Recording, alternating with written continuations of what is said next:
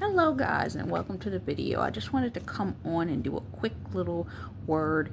I'm going to do a series of these, and I don't know how long each one's going to be. I'm going to be seeing and testing how they are, but there's a series of pieces of content that I want to do, but I have not been able to post the full content because a lot of these pieces of content that I've created previously are like an hour and a half, 2 hours. I did the review for the movie Princess and the Frog.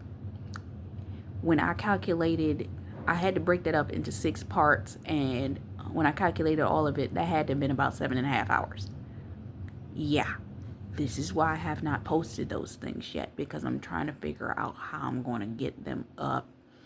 And some of them are audio and audio only, and there's some new changes on YouTube, so I'm kind of like, how am I going to get this up here? Can I do it that way? Can I do it another way? So be patient with me. So until then, we're going to hit some of the points that was in those extensive pieces of content and some shorter pieces, okay? So that's where we at. So today I want to hit on identity. Identity. If you go into Genesis 1, that is the breakdown of when God pretty much created the world. And he developed over the first 6 days the entirety of what we know to be the world. God has an identity for us all. If you go into his word, it talks about the fact of the matter that we as children of God, he knew us in our womb before we were fully formed. Just like he knew what he wanted to do with this world in what he created the world to be before he formed it in all of the layers, the aspects, the development, the pieces, and the parts and the particles of it. He knew exactly what he wanted to create. If he created something, as we recall, there's part of the passage in Genesis that talks about that one of the days that he was working, he saw something was not good and he did it again, right? A lot of us have been in a season that God has had us in an in-between. And some of you can recall to this, that you've been in an in-between season. You're not quite where you want to be. You're not quite where you're supposed to be. You're in the middle, and you're trying to figure out exactly what it is you are supposed to be doing in this middle place. It seems like you've already done what's needed to be done, but you're not quite where you need to be in order to fully step into all that you want to see, right? So with that being said, you are still in the process of being created. You're in the middle. And I literally saw a number the other day that literally meant to be in the midst or to be in the middle of a thing. Right now, I've been seeing numbers, numeric values from the Strong's Concordance that literally mean to be at an end point and to be at the midway point. And some of you are in the midway point. You've come out of your Job season, but you're like the butterfly that wings are still wet and you have not been able to fully step into what it is that God has called for you to step into. God has been working on you, cultivating you. And then some of you, you are in the middle. Some of you, you haven't quite fully grasped what your identity is supposed to be. You haven't fully been built up and built into what it is God is trying to build you up and build you into. And God wants to bring you into that place. But some of you, y'all know who you are. Y'all been fighting. You see, you been fighting him, cultivating, pruning, and processing you. You didn't want to let him do it. You've been resisting it. You didn't want to let him deal with you. Because see, sometimes you can look at any passage in the Bible. Guess what? When he identifies you, go back and look at when David went into the promised land.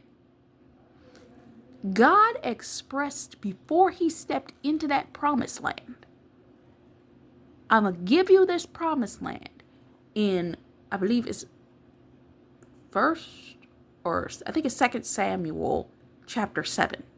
He does a full breakdown, 7:10 through 12, I believe it is. And he does a full breakdown of exactly what David's promise is. This is what you're going to get. You're going to be able to rest. But wait, he hadn't gone into the fight that he was about to fight before he was able to fully step into and claim the land in which he was supposed to step into. Some of you have been in a fight for your identity.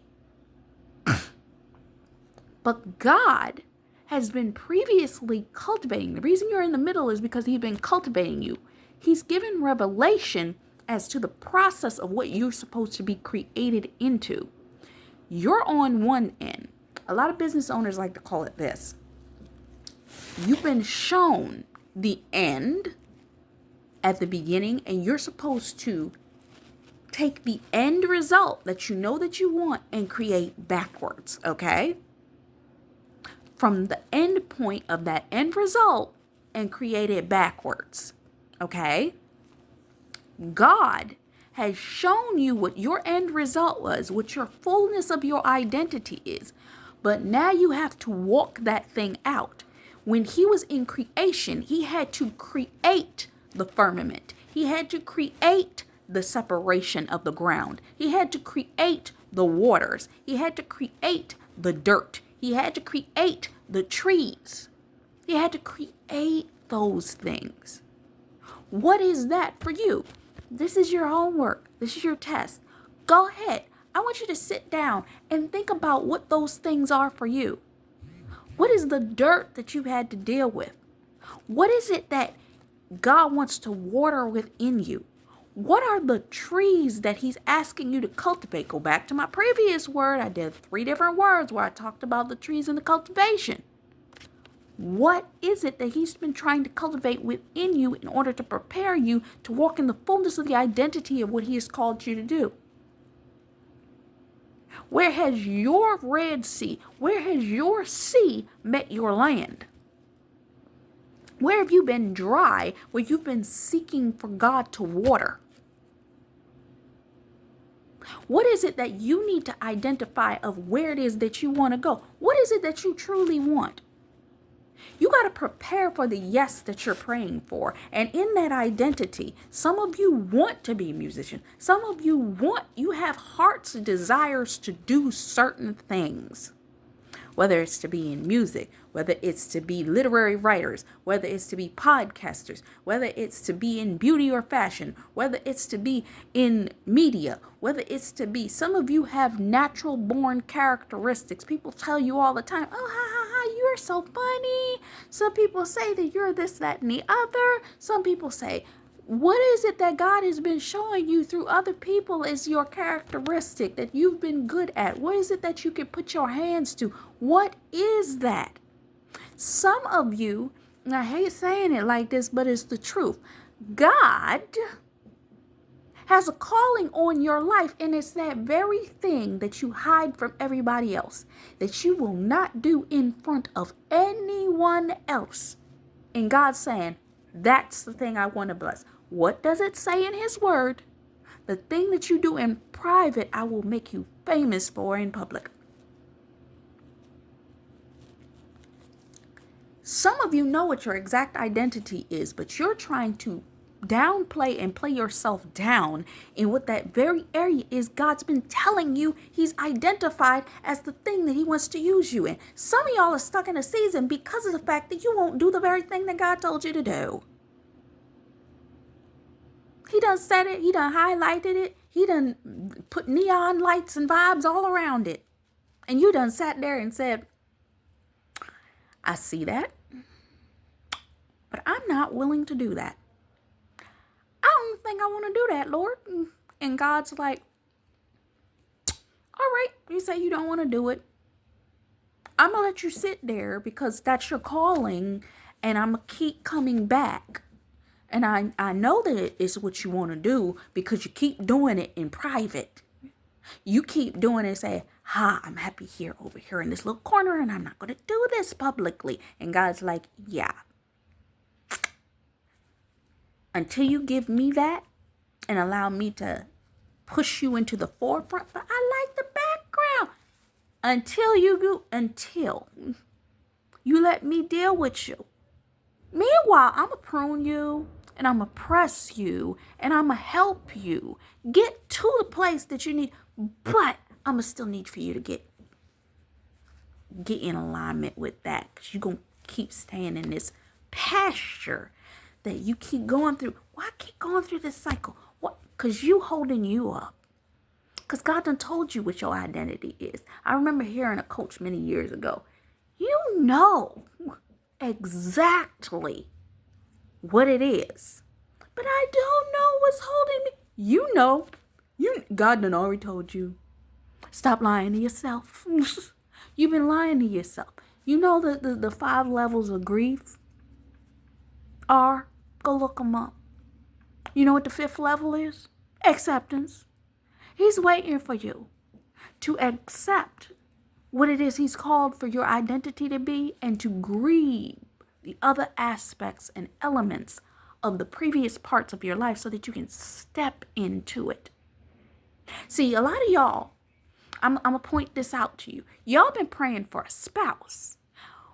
I'm going to keep saying it and saying it and saying it till my face turn blue. The spouse that you're praying for can't come alongside you until you've identified who you're supposed to be, because I've seen it multiple times before that when you identify yourself and you've just married a partner or you've just gotten involved with somebody, every person I ever saw that got married to somebody before they knew who they were ended up getting a divorce. Why? Because as soon as they determined who they were, that relationship became enmity to the calling on their life, and that relationship started to operate as a counterfeit to the assignment and systematically started to pull them against the current that God was trying to pull them towards. So either they had to let the relationship go or they had to let go of their calling. There are many people that have decided to let go of their calling and are in marriages of misery, sitting and taking care of families, and their hearts are not in it. But they do it because they don't want to break up the marriage. They don't want to break up the relationship. I must stay in this because...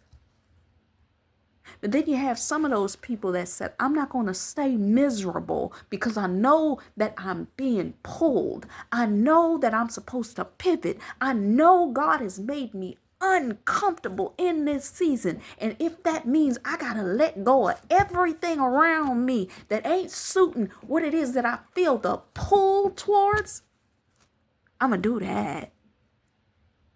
I'm going to do that. Because see, that husband that you begging God for is supposed to come alongside you.